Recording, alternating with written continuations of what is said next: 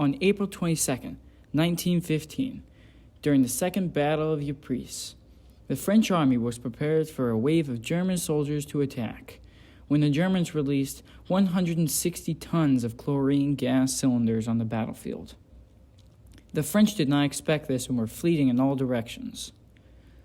188,706 gas casualties occurred in this battle.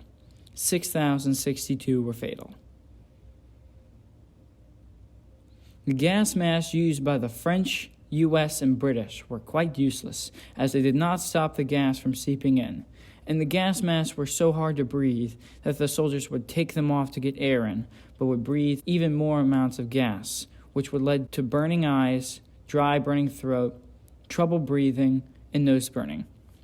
Some would die of asphyxiation. The Canadian soldiers had done some extra experimenting with chlorine gas and found out if you urinate on a cloth, it could counteract some of the gas from seeping in. So the Canadian soldiers stood their ground against the Germans. Canadian Lieutenant Colonel Ian Sinclair described the scene. Our trenches were shortly filled with them crowding in from out left. They were mostly blind and choking to death, and as fast as they died, were just heaved behind the trench. Throughout World War I, there were many recorded statistics. There were nearly 20 million deaths.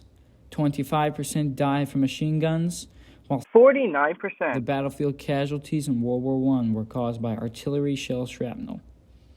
25% from diseases, and 1% from gas.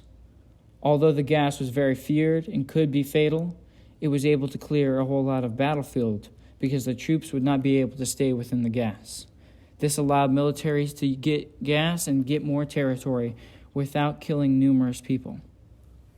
The gas weapons that were utilized in World War I sparked a new era for war strategies that were able to claim more territory but also make the war less fatal. After the first use of chlorine gas, more reliable ways to deliver gas were introduced, as well as more deadlier gases such as Phosgene and mustard gas. I had my gas mask on my right shoulder and the gas mask was down here on my left hip. And during the barge, I got a smack in the hip. It was a real hard one because it knocked me into a trench hole about 6 feet away. But right away I had my pants down to see what I was wounded. But I wasn't wounded, no blood or anything like that. Now that night, there was a bunch of us in an old disused German gun emplacement. Because we lived in the Germans back, you see. And an officer came along, he said, "Hey lads," he said, "there's 10 or 12 men out there," he said, "wounded. Go out and bring them in." So of course right away we went out to get the wounded in. Now when we went out, Jerry put over gas shells. Of course as soon as you sniffed the gas, everyone shouted, "Put on your gas mask, lads." Well, I put on my gas mask and that kind of thing, the same as everybody would. And I hadn't it on about 2 minutes. And I began to get sick into my gas mask, you know. Then my ears began to pain me. I began to find it difficult to breathe. So I rather pull the plastic thing off or suffocate. So I pulled it off, of course, scattered around for a while and went down. Luckily, a lad came along just as I went down and he said, "Where do you hit, mate?" So I said, "I'm not hit, I'm certain gassed." And as he bent down to help me, he said, "No wonder you're gassed, mate." He said, "There's a big piece of German shell in the metal container of your gas mask. That's what hit me early on the day." So, of course, I never felt so bad. By 1917, chemical shells, projectors, and mortars could deposit dense gas barrages on enemy lines, or even behind them on supply routes, reserve trenches, or gun batteries. Phosgene was introduced in the late 1915 after the Second Battle of Ypres. It was nearly invisible and much more lethal than chlorine gas. Being exposed to it for more than 10 minutes was a lethal injection, whereas chlorine gas, you had to be exposed to it for more than 30 minutes.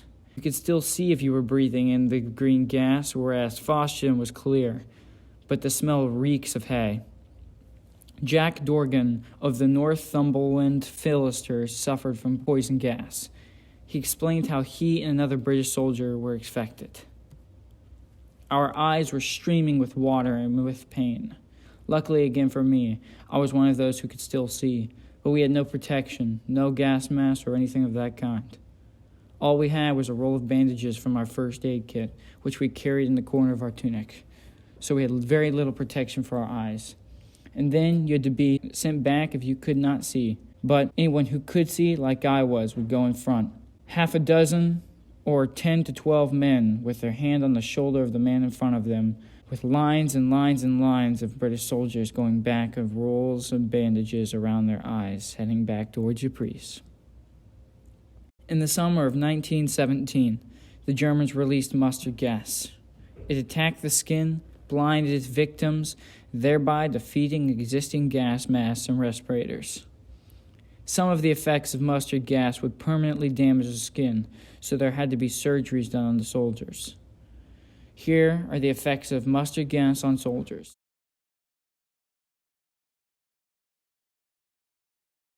Here are the effects of mustard gas on the human lungs.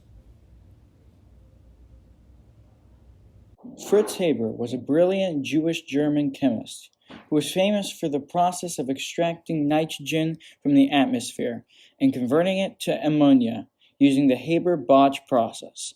That was his formula. This enabled the mass production of fertilizer and, ironically, explosives.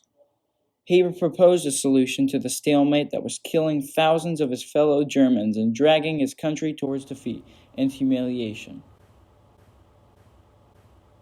His idea was to use poison gas to either kill large numbers of enemy troops or at least drive them out of their trenches. The German forces could then attack through the breach created, and the stalemate could then be broken. Fritz Haber was later hired by Hitler in World War II to use his plans of gas.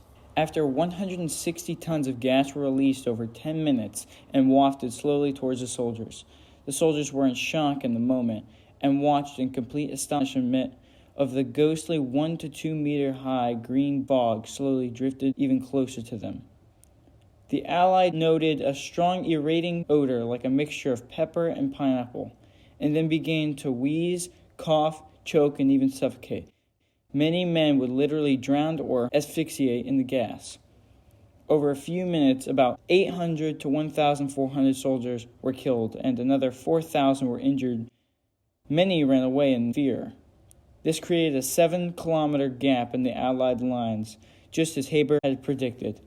The Germans attacked and took 180,000 gas-injured prisoners. This led to the whole world banning the use of chemical weapons in wars. This was called the Geneva Protocol. This shows that even though gas weapons were not as deadly as other weapons, they were still the most effective war strategies that were developed in World War I.